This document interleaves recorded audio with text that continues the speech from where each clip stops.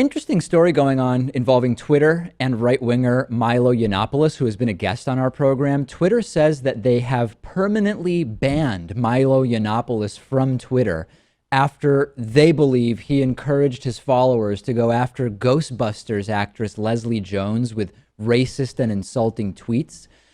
Leslie Jones happens to be black. Here is a quote full screen from Twitter.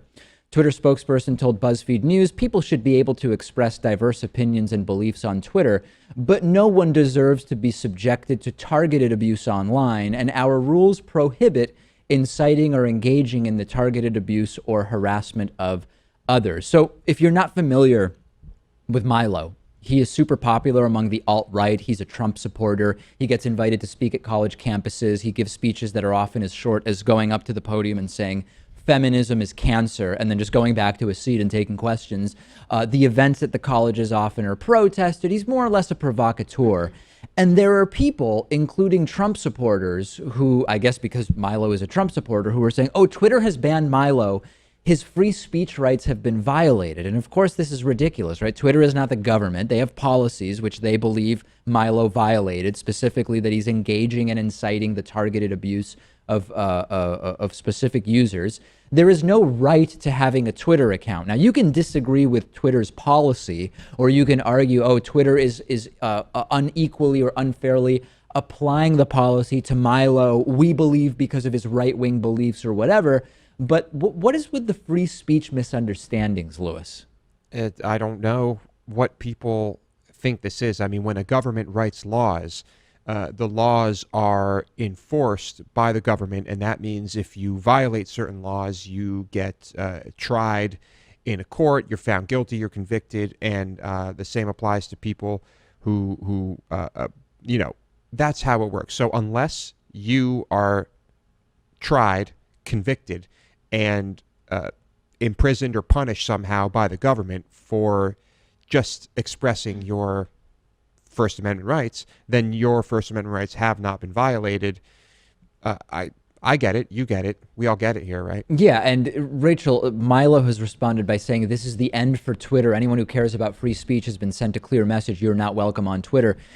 If you believe that this is a sort of an unequal application of Twitter's policy, that's one thing. But free speech seems to be very misunderstood by many of his defenders.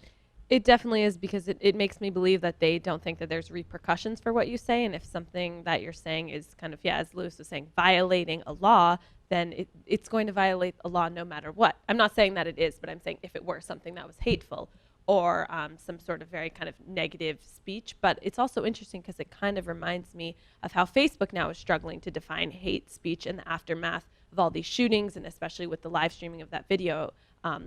And I know you talked about that earlier. So I just think it's kind of within the framework of hate speech and social media. I don't think the lines are as blurry as people think they can get away with.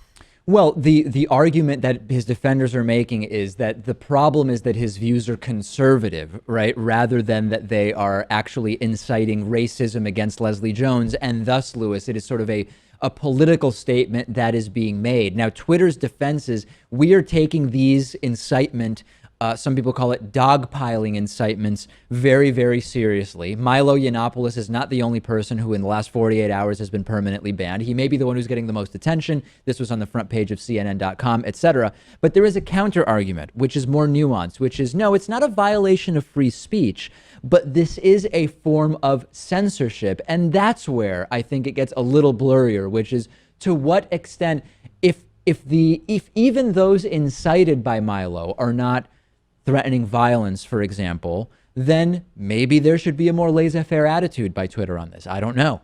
Yeah, well, maybe. But Twitter has the right to censor their users, and you don't have to use Twitter. You can use anything you want.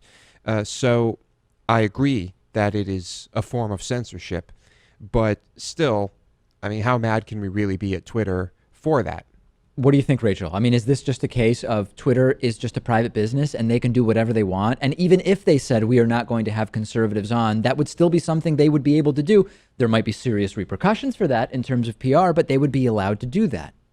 I think in terms of the definition of censoring information, I agree with Lewis, it is. But I do think if you're violating a policy, especially a policy that is pretty clear, their policies are pretty clear in how they define hate speech. And if someone is kind of pointedly putting that out there and there is a credible threat, then I think, okay, it might be censorship, but it has a good reason for it. The Donald Trump forums online are abuzz over the banning of Milo Yiannopoulos. We will see what new platform he now uses to Spew his filth. to get his material out there. Maybe Tumblr. Tumblr, I hear, is huge right now It among is. the alt-right. Yeah.